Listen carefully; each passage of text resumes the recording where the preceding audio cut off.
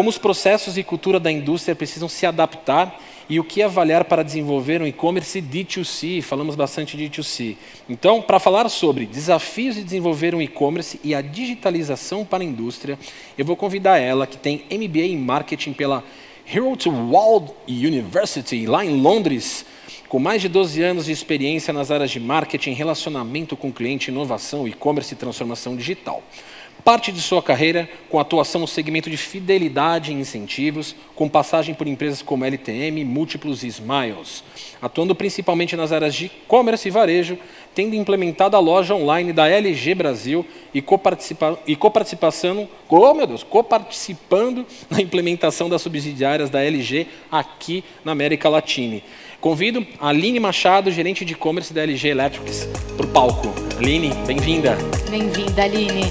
Obrigada, gente. Vamos lá, né? Vamos lá. Ansiosa, nervosa aqui pela minha estreia. Obrigada. É isso. A palavra é sua. Obrigada, Dá gente. licença.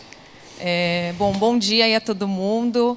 Então, agradeço o convite, a participação, a oportunidade aí do E-Commerce Brasil me convidar para esse evento, né, para palestrar aqui, uma super responsabilidade. Confesso que estou nervosa, tá, pessoal? Então, se a voz ficar trêmula, me desculpem, vai ser a primeira de muitas, mas com certeza a gente vai conseguir passar aqui por muitos pontos legais que muita gente aqui está em dúvida. Então, como o Eric mesmo comentou, eu tenho aí passagem por empresas de fidelidade e incentivo, tendo implementado e participado do projeto do Shopping Smiles, que é um marketplace, e mais recentemente aí com a entrega da loja online da LG Electronics Brasil, que tem aí pouco mais de 30 dias no ar, um dos maiores desafios aí de implementação de projeto da minha carreira, que eu vou levar com certeza como um case aí para para a minha vida mesmo.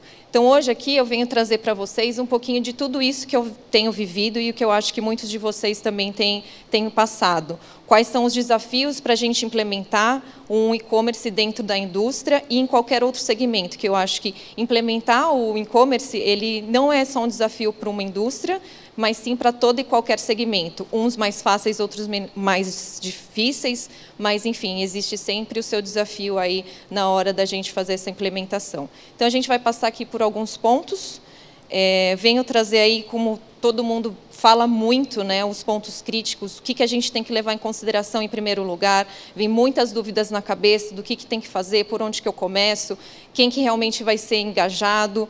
E o principal ponto que a gente já comentou, o próprio Paulo trouxe aí, o Eric também comentou bastante, a questão da cultura e a transformação digital. Então, dentro de uma indústria, existe uma questão de mudança de mindset para a implementação de um novo negócio, de um canal online, onde tem muita coisa acontecendo, onde é tudo muito novo. Como eu fazer, né, eu costumo brincar lá, assim, a gente está, uma indústria é um transatlântico, como eu fazer uma mudança de rota ou um desvio, um novo caminho, sem que eu quebre nada, sem fazer uma grande manobra para que não dê um cavalo de pau, um 360 e acabe saindo do lugar muitas outras coisas. Então, esse engajamento é muito importante.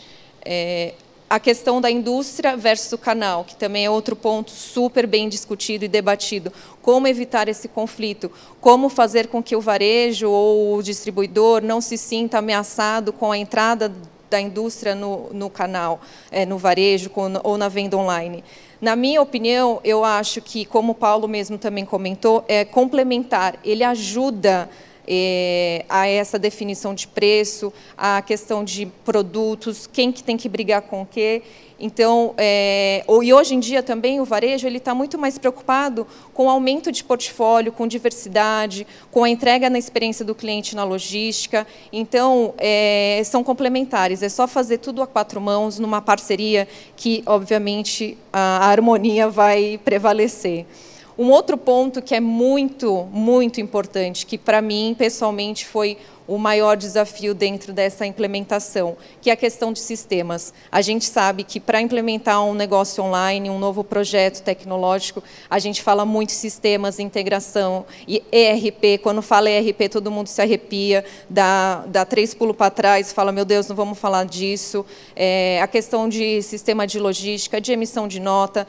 Então, é um ponto que tem que ser realmente bastante estudado para que seja entregue a melhor experiência ao cliente da forma mais fluida, ali na ponta, ali no site, no front-end da loja e da navegação.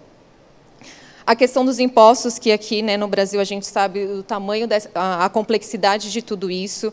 Então, é difícil para nós brasileiros entendermos como tudo funciona. Você imagina explicar isso, de repente, para os estrangeiros. Então, tem que ser persistente, tem que chamar o time de fiscal aí junto do projeto para conseguir fazer isso da melhor forma.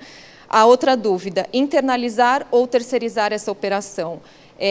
Assim como tudo, existe o ponto positivo, né, os prós e o contra nessa dúvida. Internalizar é bom, porque você tem todo o domínio e autonomia na gestão dessa loja, dessa operação, tem a rentabilidade, que acaba sendo um pouco melhor, ou, por outro lado, você tem um custo de operação maior do que se você simplesmente terceirizar e ficar somente num papel de gerenciamento do lado estratégico do negócio. Por outro lado, você pode ter uma perda de margem e também perder um pouco da autonomia e da agilidade, de repente, na execução e nas correções dos possíveis erros que a gente sabe que sempre acontece, né? A gente está falando de sistema, a gente está falando de tecnologia, a gente está falando de algo que é ao vivo, é online e é vivo. Então, a qualquer momento, tudo pode acontecer. Claro que a gente sempre tenta mitigar os erros, mas a gente tem que estar sempre de olho em tudo isso. Outro ponto de dor, a questão da logística, que tem que ser bastante estudada, você internalizando, ou como você vai prover a melhor entrega para o seu cliente. Hoje, o cliente está muito acostumado, principalmente aqui na capital, em São Paulo, no Sudeste, o varejo entregando de uma forma muito rápida, em questão de horas. E você, como indústria, você vai ter a capacidade de entregar essa mesma experiência, nesse mesmo tempo de entrega? O lead time vai ser muito maior ou vai ser muito menor? Vai estar dentro ali do esperado para o cliente? Você vai surpreendê-lo para o bom ou para o ruim? Então, mesmo que você fale assim, vou começar com o meu lead time um pouco maior, avise o cliente, deixe ele ciente, deixe ele sabendo que a experiência dele talvez não vai ser a mesma que ele encontra no varejo, mas ele está comprando direto do fabricante. O atendimento ao cliente também é muito sensível. Hoje, a gente sabe que o cliente é o customer centric, ele está no centro, a gente tem que ouvi-lo, então a gente tem que prover os melhores canais de contato para ele e ter uma equipe totalmente adequada para fazer esse tipo de atendimento e os melhores sistemas. O marketing, que ele deixa de pensar só no branding e no awareness, para passar a pensar em todo o funil de venda, desde a venda do sell-in até o sell-out. Então, ele vai acabar trabalhando todo o funil, desde o topo até o final, na conversão e na retenção. O portfólio de produtos, trabalho com o mix todo, eu trabalho apenas com a cauda longa. Como que eu faço isso? Até como uma forma de estratégia para mitigar ou minimizar os possíveis conflitos com o canal. Então, pode ser testado, começo com todo o portfólio, começo com metade e vai agregando conforme você vai tendo capacidade de escala. A questão de preço também, que é uma outra estratégia que pode ser levada em consideração para fazer essa diferenciação e evitar e minimizar os conflitos com o canal. Formas de pagamento que eu trouxe junto com o preço aqui, porque a gente sabe que o cliente hoje em dia tem cartão de crédito, boleto, débito e em outras formas de pagamento, agora o Pix. Então, vale a pena eu colocar todos esses formatos. O meu ticket médio aceita tudo isso. De repente, o Pix para produtos com ticket muito alto não vai ser tão relevante, mas temos que testar, temos que mostrar para o cliente que, independente disso, eu estou por dentro de todas as inovações desse mercado. a questão da rentabilidade de todo esse ecossistema. Então, fazendo tudo isso, qual a vantagem? É realmente relevante? Eu vou tirar algum proveito em termos de resultado financeiro disso tudo? Ou eu vou estar montando simplesmente para deixar ali um check no projeto entregue e tudo mais? Então, é algo que também tem que ser pensado. Falando um pouquinho aqui de cultura, né? A gente tem um monte de... Não só a questão da cultura da empresa, mas também aquela questão da nacionalidade, né? Empresas brasileiras, asiáticas, europeias, enfim, americanas, cada um tem aquela questão cultural propriamente e também tem a questão da própria cultura dentro da empresa, com a sua missão, visão e valores. Então, como transformar tudo isso dentro do mesmo propósito de entrega do negócio? Onde estamos e onde a gente quer chegar. O papel fundamental do CEO como o ativista, o patrocinador desse projeto, é ele quem vai fazer com que a empresa se engaje de uma forma geral. Também é ele quem vai te dar os investimentos necessários para colocar esse projeto no ar. E quando eu falo o investimento, não é só para o desenvolvimento, e também sim para a sustentação, que é muito importante. Uma vez que você entrega o projeto, você tem que sustentar aquele negócio. Aquilo tem que trazer resultado, aquilo que tem que gerar conversão. Não é simplesmente mais uma página ali, uma landing page para você fazer awareness.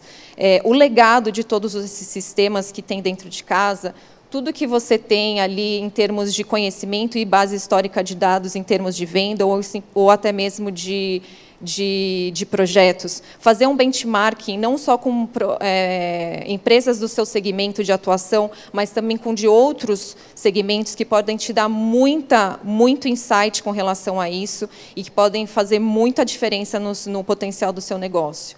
E o intraempreendedorismo.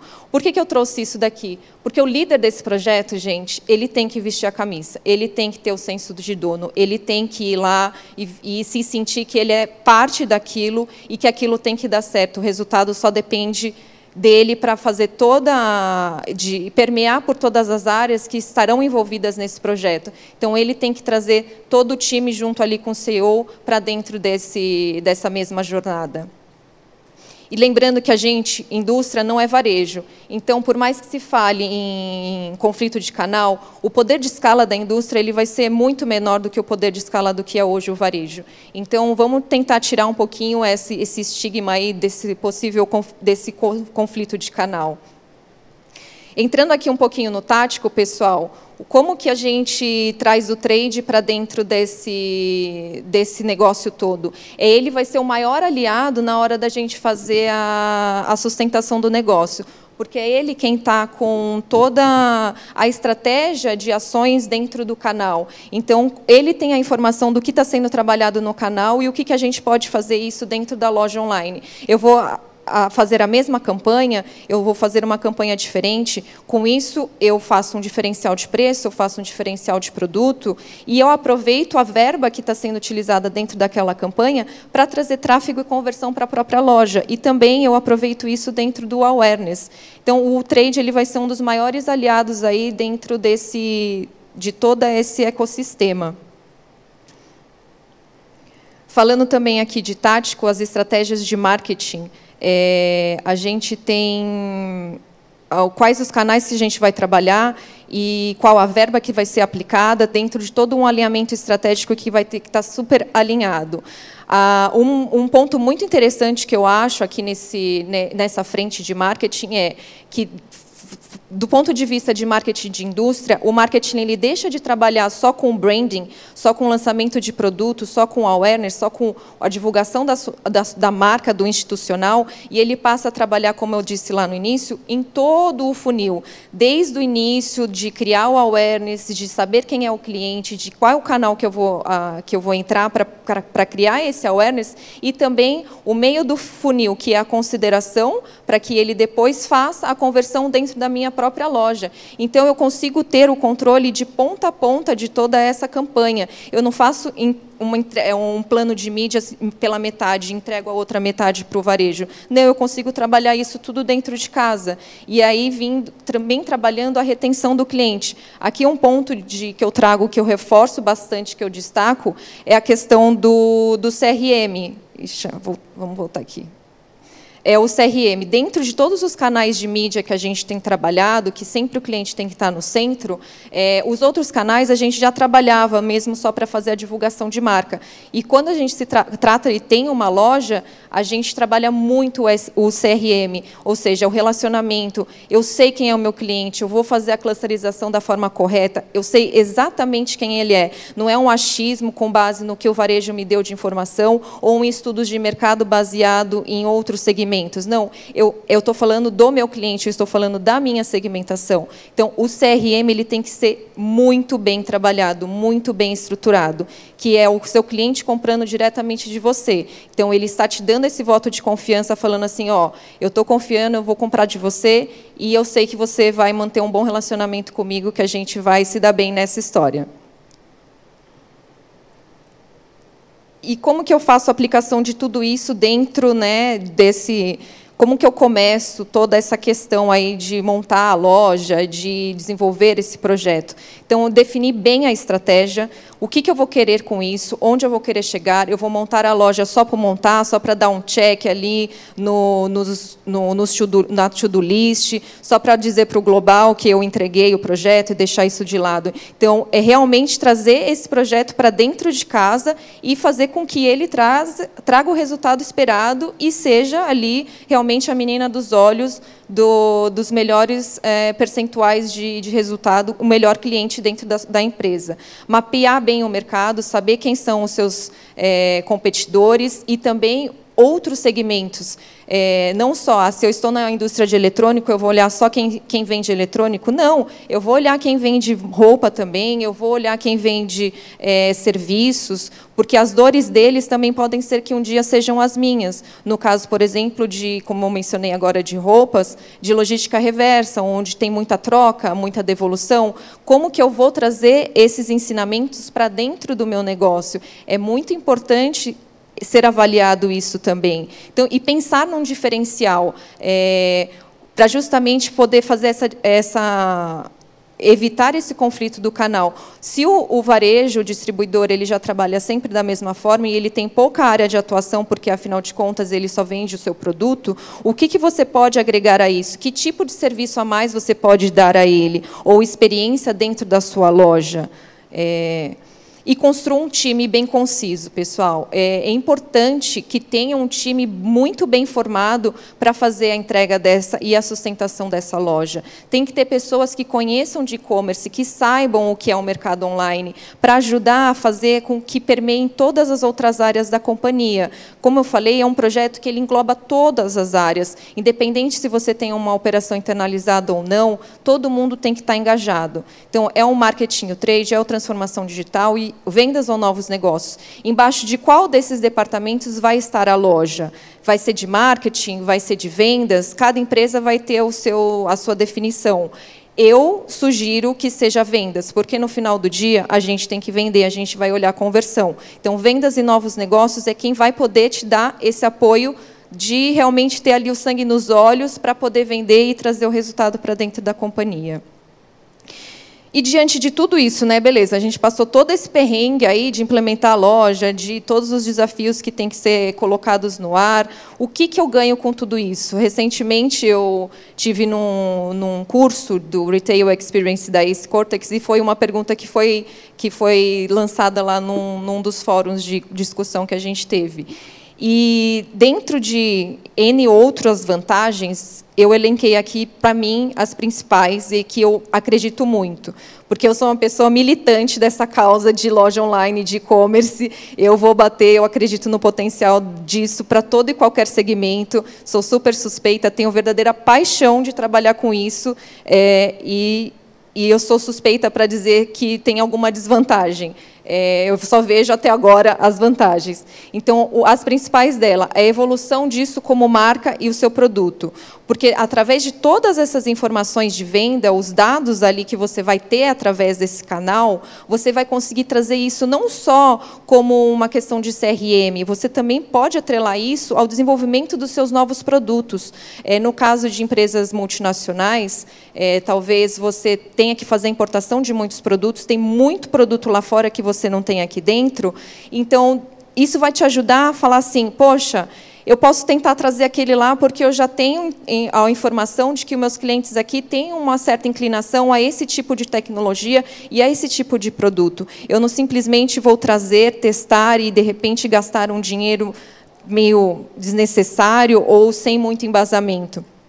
Então, é uma evolução realmente para dentro da marca, como marca, porque você vai estar falando de você para você mesmo. É muito mais eficaz. O dinamismo nas ações. Então, você consegue ter um pouco mais de autonomia e agilidade para implementar todas as ações que você quer. Você consegue viajar mais ali nas ideias, no brainstorming, para implementar tudo isso. Às vezes você leva a ideia ao varejo e o varejo não compra a sua ideia ou ele pede muito dinheiro para aquilo. Então, você tem ali o seu próprio canal para fazer esse tipo de atuação, para você fazer esses testes de ação que você queira. Então, é uma vantagem bem interessante. E falando também da relação direta com o seu consumidor, com o seu cliente. Então, você vai conseguir falar com ele nos canais que ele te deixar aberto para falar, seja e-mail, WhatsApp, ou qualquer ponto de contato que você, como indústria, determinar e deixar aberto para que ele faça. E mantenha esse relacionamento, tá, pessoal? Não simplesmente tenha ali a informação e não faça nada com ela. Crie minimamente uma régua de comunicação, uma régua de relacionamento, deixe o cliente saber que você sabe que ele comprou de você, até para você poder trabalhar outros produtos, o cross-sell, o upselling depois lá na frente, para você entender ali o ciclo de compra do seu produto. Então, mantenha, assim, essa chama acesa ali junto com o seu cliente, mostrando para ele que você sabe que ele está ali e que você está aberto a ouvi-lo também.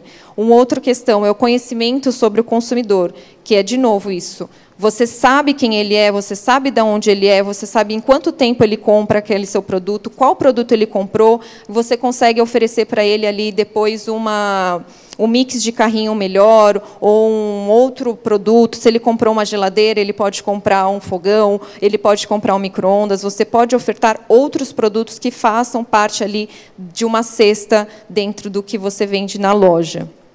E, juntando tudo isso, são os dados, né, que hoje em dia a gente às vezes paga tão caro por algumas pesquisas, alguns estudos de mercado, e você pode ter isso dentro de casa. Com um time de BI ali, você consegue fazer traçar todas as modelagens de dados que você precisa, ou que você entende que sejam relevantes para o seu negócio. E, para fechar aqui um pouquinho, eu queria trazer só uma frase que eu achei bem interessante aí, que faz a gente parar para pensar, que é: agora é tarde demais para ter uma estratégia digital. O que você precisa é uma estratégia que inclua o digital, e isso é a grande mudança. Quem falou isso foi o Bob Jansen, do Instituto for the Future. Então, o que a gente tira de tudo isso? Todo mundo fala muito, né, estratégia digital, como que é, como que não é. Agora, não é estratégia só digital ou só uma estratégia de negócio. Tá tudo junto e misturado. É simbiótico. Você não pode pensar uma coisa sem pensar na outra.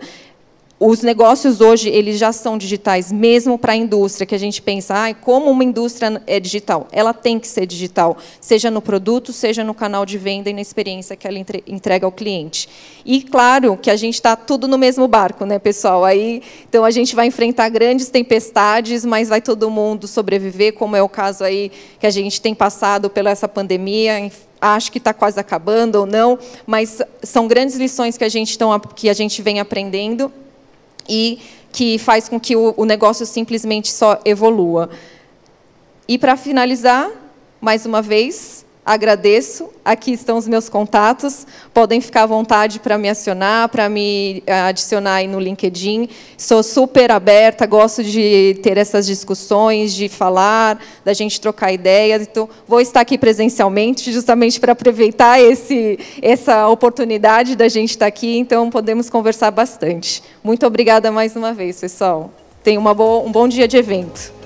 Obrigada, Aline. Que palestra boa. Uma lembrança para você. A gente tem algumas perguntinhas para você, tá? Bom, vou fazer a primeira, tá, Eric? Manda ver. A logística reversa ainda é um problema, mesmo se tratando do D2C? é um problema, não diria um problema, é um ponto de atenção. Certo. Porque a gente sabe que existe bastante custo nessa reversa. Falando um pouco do mundo de eletrônicos, mas que eu acho que isso, independente do tamanho do produto, ele tem um custo alto. Pensa você deslocar uma geladeira lá do Nordeste e trazer de volta aqui para São Paulo. Como que você faz isso? Então, você tem que pensar em algumas estratégias para tentar mitigar e minimizar essas idas e vindas. Então, de repente, o cliente solicitou ali uma reversa para uma geladeira ou para um item muito grande, entre em contato, não deixa assim, não acata de um primeiro momento essa solicitação. Tenta entender, mas o que aconteceu? Você não gostou? É o produto que está com defeito? De repente, se é só um defeito ou uma má utilização, você manda um time técnico e resolve, sem ter o custo de vir, de voltar, de fazer o reembolso ao cliente, dele ficar lá aguardando.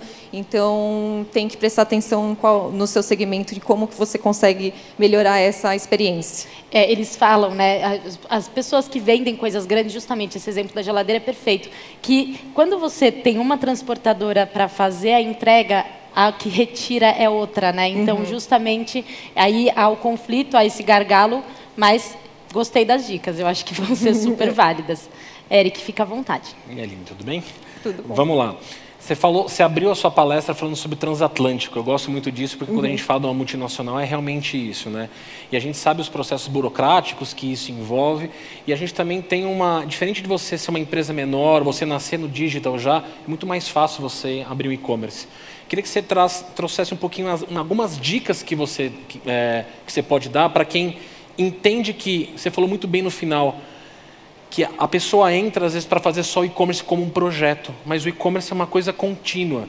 Eu queria que você explicasse um pouquinho dessa continuidade que você precisa ter. Não é só uma entrega de projeto para você falar para o global, aqui está entregue, né, sobre essa continuidade e sobre como trabalhar esse ecossistema inteiro. Você falou de trade off, você falou de integração, você falou de RP, você falou de vendas. Como que você trabalha a metodologia e a sinergia desse ecossistema em todo para fazer uma implementação do e-commerce numa multinacional? Foi o que eu falei ali um pouco do intraempreendedorismo, que eu senti na pele justamente no último ano aí para fazer essa entrega. Eu acho que o líder do projeto ele tem que realmente vestir a camisa e ter o senso de dono. Esse projeto tem que ser entregue, vamos lá, estamos juntos. E ser muito paciente e resiliente para permear todas as áreas da empresa. E ali, de pouquinho em pouquinho, sentindo, plantando a sementinha de que, ok, eu vou te tirar da sua zona de conforto, mas lá na frente vai melhorar esse outro lado. A gente vai conseguir melhorar esse resultado. Com isso, a gente consegue criar até um outro dashboard para você, entendeu? Vai te dar uma outra perspectiva de negócio. O próprio board vai conseguir olhar para a sua área, falando que você precisa realmente dessa outra inovação para poder fazer a aplicação melhor disso. Então, realmente um trabalho de formiguinha, barreiras, né? De uma barreira, uma pedrinha, tira uma pedrinha, depois tira outra pedrinha, às vezes você tira um pedrão, mas tem que ir devagar e sempre ali que uma hora chega, uma hora consegue, todo mundo no final compra a ideia e vai te parabenizar que realmente foi e se sente também parte daquela entrega, né? Eu acho que é importante com que a empresa inteira, como tem o envolvimento de todas as áreas, em maior ou menor grau, eles têm que estar ali bem comprometidos e comprados, né, com o negócio, com o projeto. Perfeito. Paola? Perfeito. Alguém gostaria de fazer alguma pergunta? Olha lá, o microfone vai até você. Só um minutinho.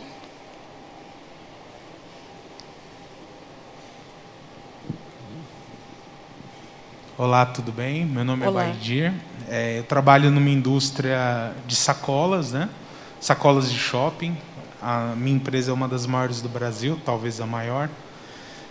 E foi um desafio realmente, porque eu batalhando o e-commerce, tentando implementar desde 2018, 2019, sempre tendo da diretoria que não, isso não é o futuro. O futuro é representação. Hoje a gente atende os maiores varejistas do Brasil. Imaginando o mercado como uma pirâmide, o topo a gente atende bem. Mas a faixa do meio e de baixo a gente nunca conseguiu atender.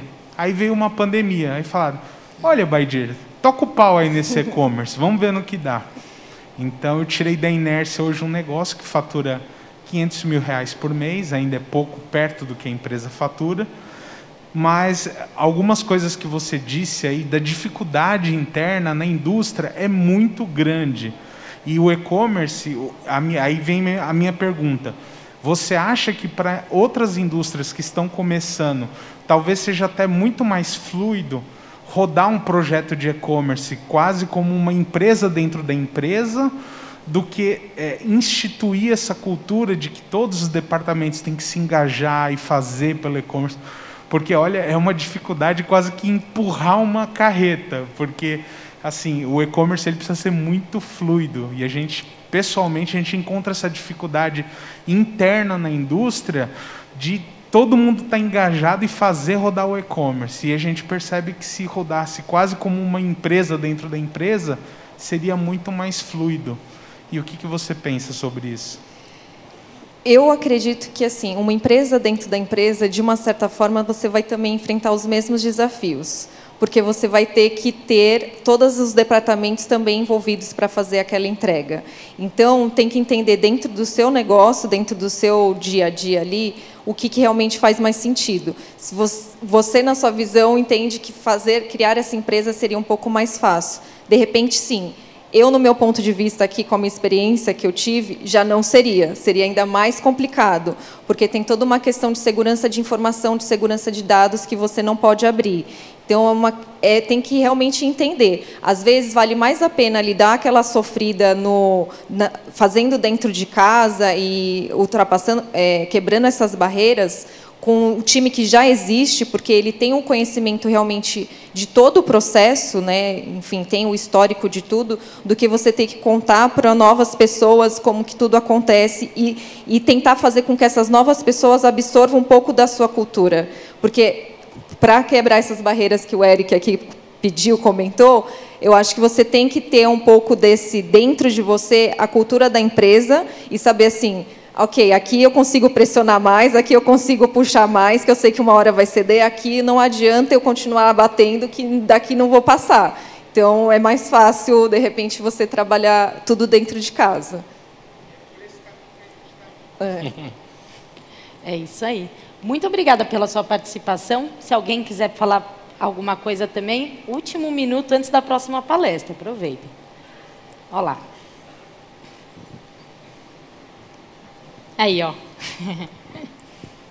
Bom dia, parabéns pela palestra, muito boa. Sou Thiago Araújo, da Pitbull Jeans, né, uma empresa de moda.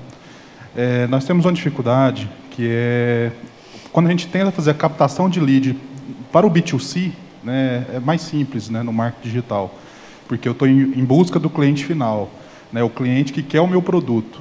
A minha pergunta é: como quebrar a barreira do B2B? Como trazer o lojista? Como que eu faço para encontrar o lojista no Face ou no Google? Qual seria a melhor estratégia?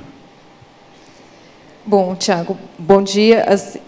No meu ponto de vista, a melhor, talvez, fonte de lead desse seu B2B é realmente entender associações como essas, de repente, aqui agora, como o Fórum E-Commerce, dentro do mundo da moda. Eu acho que existem inúmeras ferramentas que você consegue abordar esse cliente. Porque se você for atrás de um B2B dentro do Face, por exemplo, ele está ali com a página institucional dele, com a página de venda dele, ele não está ali muito aberto a ouvir um fornecedor. Não é o melhor canal para você ter esse primeiro contato.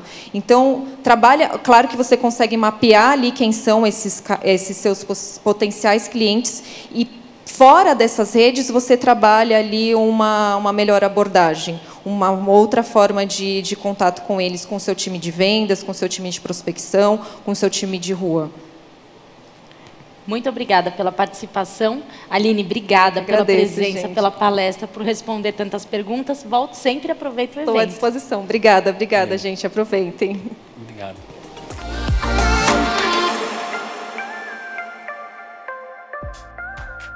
E aí, gostou do vídeo? Então não deixe de curtir e compartilhar. Aqui do lado tem 2 sugestões que você pode gostar.